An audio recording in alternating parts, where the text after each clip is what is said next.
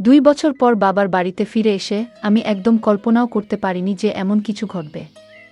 মায়ের অনুপস্থিতিতে আমরা 2 বোনই ছিলাম বাড়িতে। বাবা প্রতিদিন রাতে মদ্যপ অবস্থায় ফিরে আসতেন এবং ছোট বোনকে তার ঘরে নিয়ে যেতেন। এতদিন পর যখন আমি বাড়ি এলাম তখন বাবার আচরণে কিছুটা পরিবর্তন দেখলাম। তিনি মদ খেয়ে আমাকে তার ঘরে নিয়ে যাওয়ার চেষ্টা করছিলেন, আর আমি কিছুই বুঝতে পারছিলাম না আসলে কি হচ্ছে। তিনি কোনো কথা না বলেই আমাকে তার ঘরে নিয়ে। বন্ধুরা, আজকের গল্পটা অনেক বেশি স্পেশাল, তাই সবাই রেডি থাকো। দয়া করে গল্পগুলো ভালো লাগলে ভিডিওটি লাইক, শেয়ার এবং চ্যানেলটি সাবস্ক্রাইব করো প্লিজ। আমি প্রিয়া, 2 বছরের দাম্পত্য জীবনের পর বাবার বাড়িতে এসেছি। আসার পেছনে বিশেষ কোনো কারণ ছিল না। দীর্ঘদিন পর স্বামীও বলল যে বাবার বাড়ির খবর নেওয়া উচিত। তবে এতদিন না আসার মূল কারণ ছিল বাবার মদ্যপানের অভ্যাস। কিছুদিন আগে বাবার ফোন পেয়ে এই সিদ্ধান্ত নিলাম। বাবা বললেন তিনি মদ ছেড়ে দিয়েছেন। তার মলিন মুখ দেখে এবং ছোট বোন তানিয়ার সাথে দেখা করার ইচ্ছা হলো। তানিয়া আগে হোস্টেলে ছিল, এখন একাদশ শ্রেণীতে পড়ে এবং মাত্র 2-3 মাস হলো বাড়ি ফিরেছে। বাড়িতে এসে বাবা আমাকে জড়িয়ে ধরলেন, যেন একটু বেশি স্নেহ দেখাচ্ছিলেন। তানিয়া দেখা করতে এলো, তবে তার মুখে কিছুটা অস্বস্তি ছিল। তানিয়া বাবাকে পানি দিতেও ভয় পাচ্ছিল, যা দেখে আমি বিস্মিত হলাম। জানি না সে কবে থেকে এতটা ভয় পেতে শুরু করেছে। বিশেষ করে বাবা তো এখন মদও ছেড়ে দিয়েছেন। সেদিন দাদু, বাবার বন্ধুর বাবা, আমাদের বাড়িতে এসেছিলেন। তাদের পরিবার আমাদের খুব ঘনিষ্ঠ। বাবার বন্ধু মারা যাওয়ার পর দাদু নিয়মিত আসতেন। বাবাকে মদ ছাড়তেও তিনি উৎসাহ দিয়েছিলেন। সেদিন বাবা দাদুর সাথে বাইরে গিয়েছিলেন। যখন বাবা ফিরে এলেন তখন তার মদ্যপ অবস্থায় দেখে আমি বিস্মিত হলাম। দাদু বললেন, মেয়ে, তোমার বাবার খেয়াল রেখো। তাকে কতবার বলেছি মদ ছেড়ে দিতে, কিন্তু আজ সে মদ্যপানের কারণ হিসেবে বলল যে তার মেয়ে 2 বছর পর বাড়ি এসেছে। আসলেই তোমার বাবা খুব জটিল মানুষ। আমি যখন বাবাকে তার ঘরে পৌঁছে দিতে যাচ্ছিলাম তখন তিনি আমাকে এমনভাবে ধরে রাখলেন যেন আমি তার স্ত্রী। পরের দিন সকালে শ্বশুরবাড়ি ফেরার জন্য প্রস্তুত হলে বাবা আমাকে থামিয়ে বললেন, কোথায় যাচ্ছ? এসেছ তো মাত্র 1 দিন হয়েছে। আমি জবাব দিলাম, আপনি যদি মদ না ছাড়েন তাহলে আমি আর এখানে থাকব না। তানিয়াকেও নিয়ে যাচ্ছি। আমার কথায় বাবা বিচলিত হয়ে পড়লেন। তানিয়া বাবার সৎ মেয়ে হলেও তিনি তাকে নিজের মেয়ের মতোই দেখেছেন। মায়ের মৃত্যুর পর বাবার দ্বিতীয় বিয়েতে তানিয়া আমাদের জীবনে আসে। আমি তানিয়াকে সবসময় নিজের ছোট বোনের মতোই ভালোবেসেছি। বাবার প্রতিশ্রুতি অনুযায়ী আমি আরও কিছুদিন থাকার সিদ্ধান্ত নিলাম। 1-2 দিন পর আমি তানিয়াকে নিয়ে বাজারে গেলাম। তার জন্য অনেক সুন্দর পোশাক এবং মেকআপের সামগ্রী কিনলাম। বাড়ি ফিরে আমি তানিয়াকে বললাম নতুন পোশাকগুলো পরে দেখতে। একটি পোশাক তাকে বিশেষ সুন্দর লাগছিল। আমি তাকে সাজতে বললাম, আর নতুন পোশাকে সে অপূর্ব লাগছিল। তার এই রূপের কিছু ছবি মোবাইলে তুলছিলাম। ঠিক তখনই বাবা বাড়ি ফিরে এলেন। বাবা তানিয়াকে দেখে মুগ্ধ হয়ে গেলেন।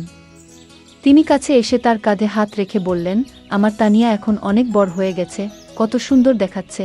তবে বাবার কথায় তানিয়া কোনো প্রতিক্রিয়া দিল না।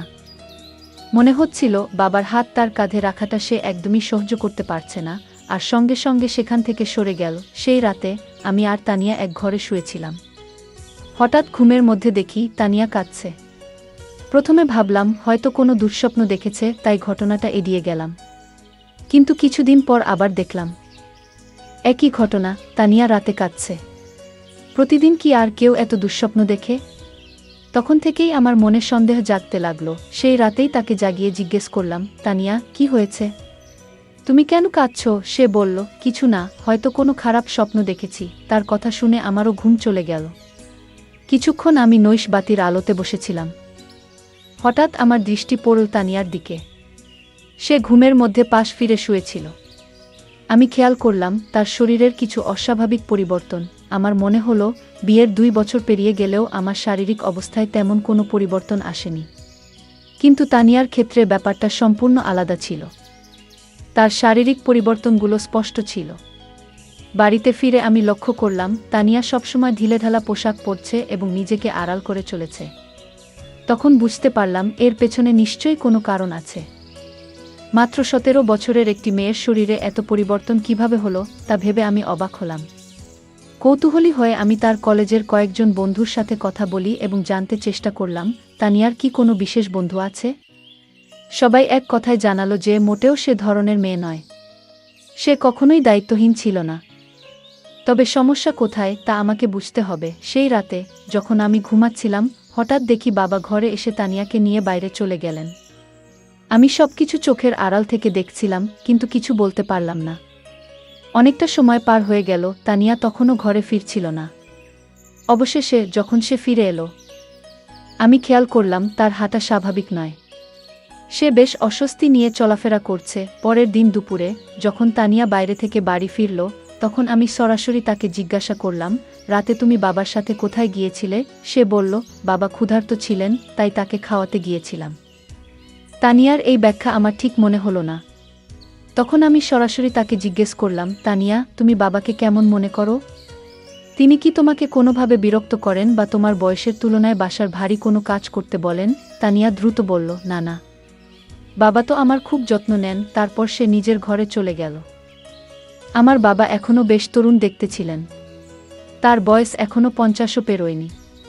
আমি দেখেছি তিনি সকালে নিয়মিত ব্যায়াম করেন এবং তানিয়াকেও সঙ্গে ডেকে নেন, কিন্তু তাদের মধ্যে কি চলছে তা আমি বুঝতে পারছিলাম না।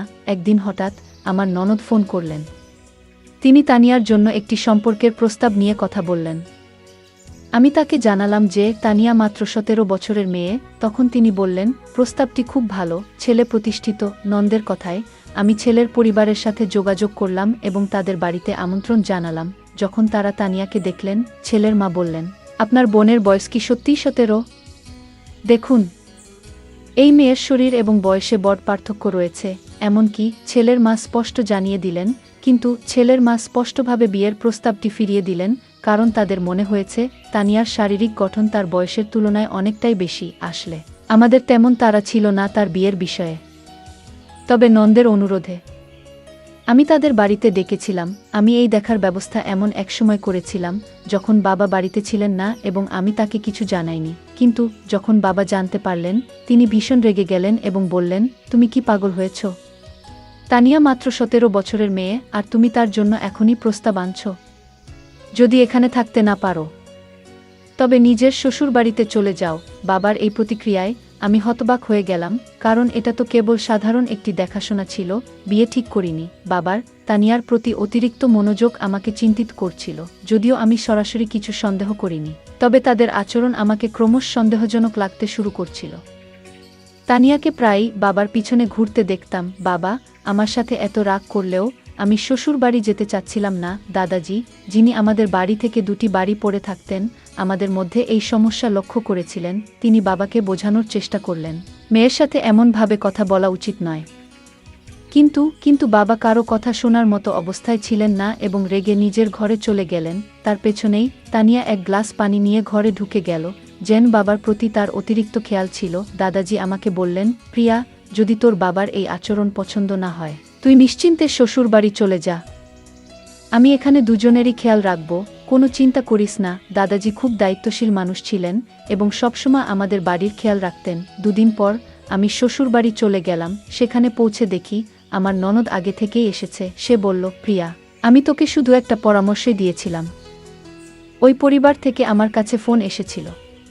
তারা বলেছে তোমার বোন সম্পর্কে আমাকে কিছু ভিন্ন কথা বলা হয়েছে। তিনি বললেন, মেয়েটি বিয়ের আগেই শরীরের অদ্ভুত পরিবর্তন করেছে।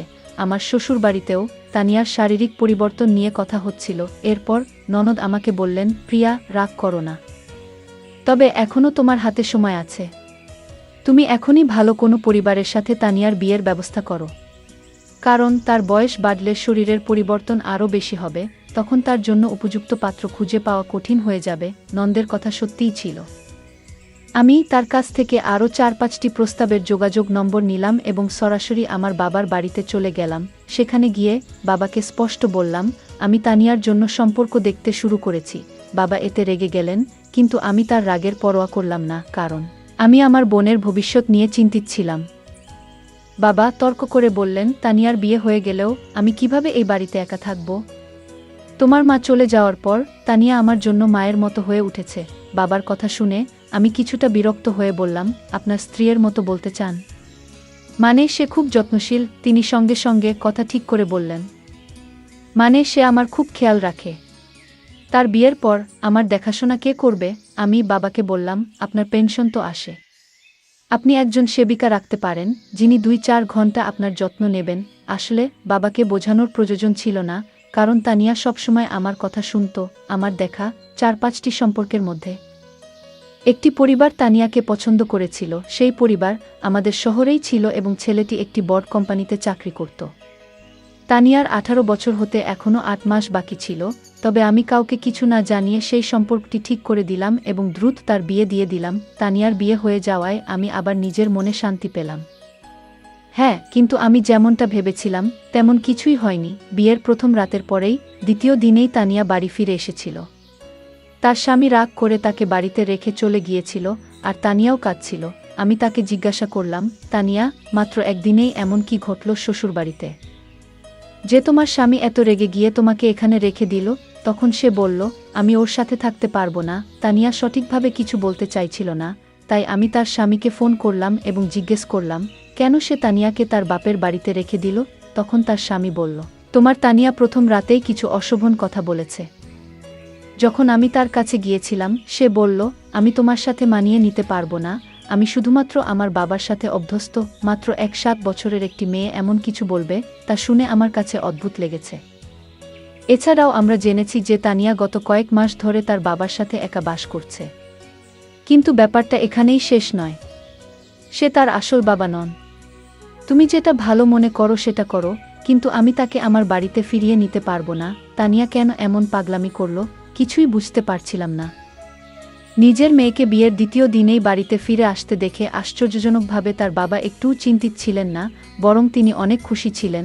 গত কয়েকদিন ধরে তিনি রাতে তানিয়াকে তার ঘরে ডাকতেন এবং বসাতেন। কিছুদিন পর আমার সামনেই তিনি তানিয়ার জন্য কিছু পোশাক কিনেছিলেন, যা তার দেহের মাপে যথেষ্ট ছোট ছিল।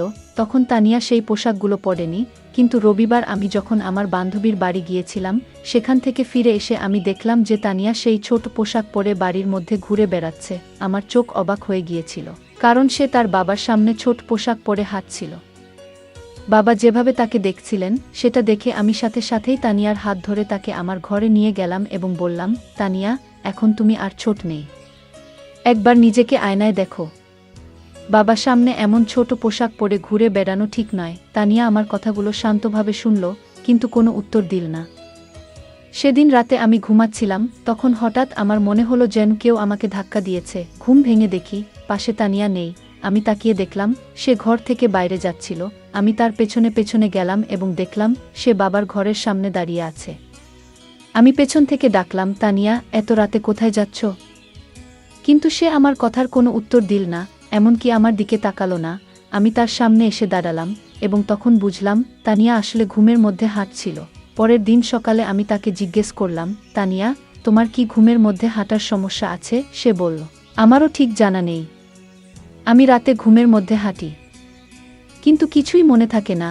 আমরা যখন কথা বলছিলাম তখন আমার স্বামীর ফোন এলো। তিনি কয়েকদিনের মধ্যে আমাকে নিয়ে যেতে আসবেন বলে জানালেন। তানিয়া এই কথোপকথন শুনে আমাকে যেতে দিতে একদম রাজি ছিল না। ঠিক সেই মুহূর্তে দাদু সেখানে এসে হাজির হলেন। 60 বছর বয়স হলেও দাদু এখনও বেশ শক্তিশালী ছিলেন। আমাদের কথাবার্তা অনেকেই শুনছিল। দাদু তানিয়াকে বললেন, তুমি শ্বশুরবাড়িতে থাকতে চাও না, কিন্তু তোমার বড় বোন তোমার মতো নয়, তার অনেক দায়িত্ব আছে। বাপের বাড়ি মেয়েদের জন্য অল্প সময়ের জায়গা, তাকে তার দায়িত্ব পালন করতে হবে। তাকে বাধা দিও না। দাদু তানিয়ার কাঁধে হাত রেখে কথা বলছিলেন, কিন্তু হঠাৎ তানিয়া দাদুর হাত ঝেড়ে ফেল এবং বলল, আমাকে অযথা উপদেশ দেবেন না।